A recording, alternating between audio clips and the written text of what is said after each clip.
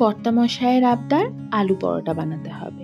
আমার আবার আজকে একটু ঝাল ঝাল কিছু খেতে ইচ্ছে করছিল, তাই অনেক ভাবনা চিন্তা করে ভাবলাম যে একটু ইউনিক একটা আলু পরোটা বানাই, যেটাতে আলু পরোটাও বানানো হবে আর আমার এই ঝাল ঝাল খাওয়ার ইচ্ছেটাও পূর্ণ হবে। তাই বানিয়ে ফেললাম খুবই ইউনিক কিন্তু দুর্দান্ত টেস্টি থেচা পরোটা।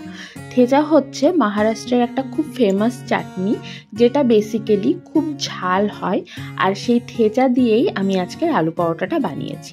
চলো রেসিপিটা তোমাদের সাথে শেয়ার করে নিই। প্রথমেই থেচাটা বানিয়ে নেব। তার জন্য নিয়ে নিয়েছি রসুন, কাঁচা লঙ্কা আর ধনেপাতা।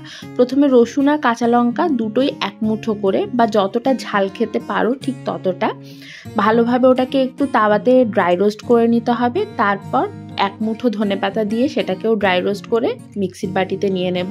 তারপর এক বাটি এখানে বাদাম নিয়েছি, যে চিনে বাদাম হয় সেটাকেও ভালো করে ড্রাই রোস্ট করে এই মিক্সির বাটির মধ্যে নিয়ে নিচ্ছি।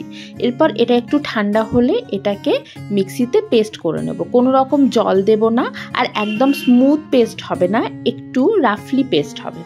এরপর আলু পরোটার জন্য আলু নিয়ে নিয়েছি, আর এই যে থেচাটা বানিয়েছি এটা এর মধ্যে দিয়ে দিলাম। সাথে দিয়ে দিলাম একটু নুন আর একটু চাট মশলা আর অল্প একটু জোয়ান।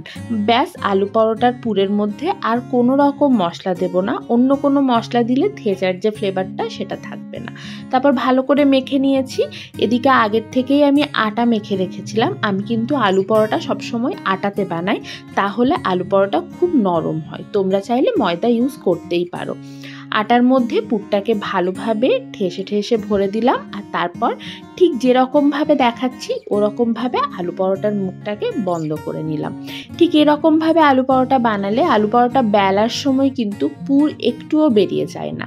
আরেকটা ট্রিক্স হচ্ছে, আলু পরোটাটা বেলার আগে একটু হাত দিয়ে লেচিটাকে এরকম করে চাপ দিয়ে পুরটাকে ইভেনলি স্প্রেড করে দিতে হবে। তারপর খুব হালকা হাতে আলু পরোটাটা বেলতে হবে, তাহলেই আলু পরোটা একটুও বেরিয়ে যাবে না, একদম ঠিকঠাক হবে।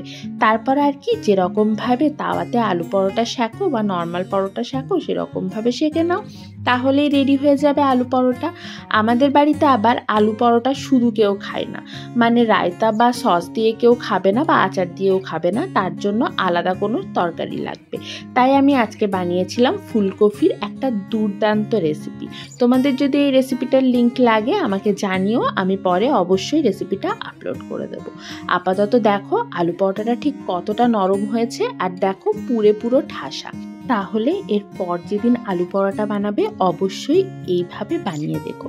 আশা করি তোমাদের খুব পছন্দ হবে। চলো আজ এটুকুই, টাটা।